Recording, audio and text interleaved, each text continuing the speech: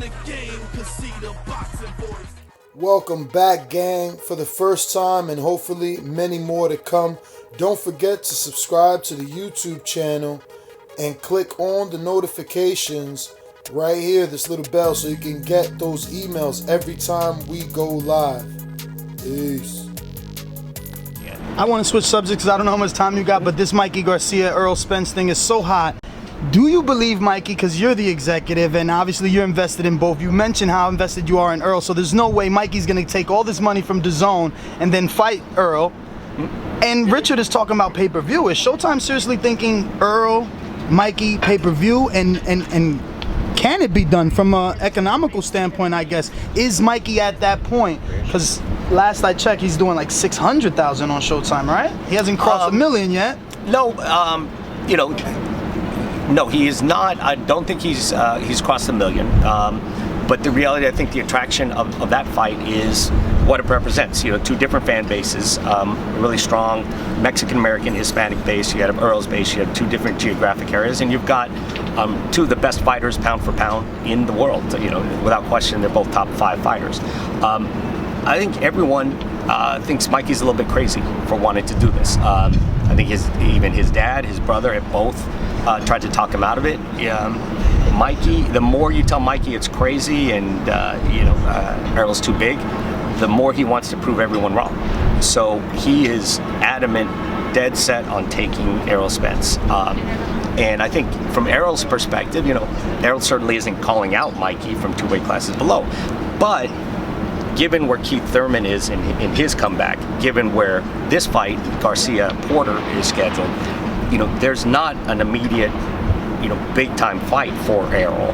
The timing on this is such that, Mikey is probably the best, biggest fight available to him right now, unless he wants to wait until early next year, which is going to be a long time for him. What about an aggressive offer to Crawford? He's available and there's a title. It could be a unification. Like you said, ESPN isn't invested 10 fights in. Maybe you can finagle something with Bob?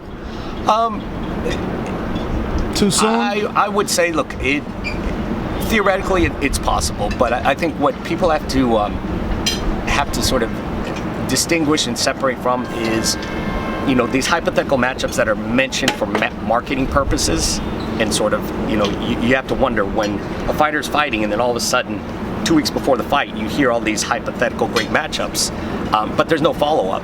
Then you think, is that really a possibility? Fights get made by by phone calls being made, by meetings getting taken, by proposal being. Fights don't get made by saying, publicly, Crawford versus Spence is a great fight. So if someone says Crawford versus Spence is a great fight and then follows up a few days later with an email or a call or a proposal, that to me says they're serious about that fight.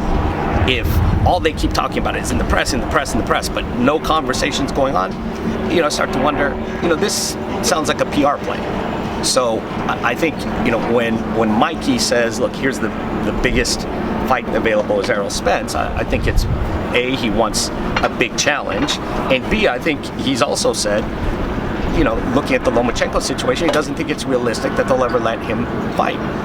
That it's a good conversation starter, a good marketing ploy, but when push comes to shove, it's not a makeable fight. I don't know that Errol feels the same way about Crawford, but you got to wonder, because there really hasn't been any attempt behind the scenes, any sort of outreach to try to make that fight happen. Now, I'm sure the Showtime has data to, fact check against this fight and how well it would do. But for you, from a business standpoint, how does it make sense for you to take a Mexican franchise in 2 divisions that from Earl's? These are 2 guys with 2 different trajectories, but both destined to be stars, which only benefits Showtime.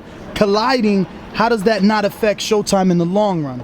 Well, it's sort of like, Danny Garcia taking the Keith Thurman fight. Those are both core guys. They both were undefeated at the time. But they did 5 million viewers on CBS, and one of them, had to lose. One of them did lose, and it didn't affect them whatsoever. I mean, I don't think Danny has suffered at all. Anyone looks at Danny and says that he lost a close fight to Keith Thurman, you have no value to the network anymore. And that's how I see it with Spence. And we can go back in history in terms of the matchup here. Going back a a while, when Manny Pacquiao was set to fight Oscar De La Hoya, everyone said that that's a mismatch of epic proportions and he's irresponsible to make that fight. Now, having said that, Oscar was at a different point in his career. Errol Spence is in the prime of his career, which is what a challenge. But with someone of Mikey's skill level, you have to give him a chance against, virtually anybody in the world. He is definitely pushing the envelope. And if it was anybody of a lesser skill level, I'd say, he's earned his chance to take that risk. I would say so. And it's one of those where we always want fighters to take challenges, to take risks. I think this is one where if we all as fans want that, then we should applaud Mikey for trying to, stretch himself. And there are consequences. I remember when Meldrick Taylor went up to fight Terry Norris, or remember when Kell Brook went up to fight Gennady. Yeah. There could be some serious damage. Hearns, but Hearns, to the victor, the spoilers. Right. The spoiler, if he's able to win, or he's able to even go 12 rounds and maybe not win, but go the 12 rounds and look good in that. Right. So, I know you have to go. Just need to confirm, pay-per-view or Showtime for this Mikey Earl? We haven't gotten that far. I think, financially, it's probably something that, that's probably in excess of what our budget can take. That's going to take a huge license fee to make it happen. And it deserves it. So I think, yes, they haven't been on pay-per-view before. But at a certain point, you got to test the water somehow. 200,000? I think it probably does more than that. Is that your safe number? Like I said, I don't know what the purses are going to take, so we don't know where the break-even number is. But I think the reality is, it's more than, this is a case where it's, 1 + 1 = more than 2. And you've got two guys, and the matchup itself is so attractive that I think it exceeds what, you can't just add the popularity of the two guys together. Unless we can have Brett give us a huge site fee and we can just put it on regular show. No, you're right, absolutely. You got the solution right here. All right. We appreciate your time. All right, guys. What is up, TBV family? Yes, YouTube has been cutting funding to their channels as of late, and with net neutrality going through its process, the internet is changing. If you want to keep your favorite channel intact, coming up with tons of content, and plus get hours and hours of extra content, head over to patreon.com/ThaBoxingVoice to become a member of the TBV family and help support the channel. Peace.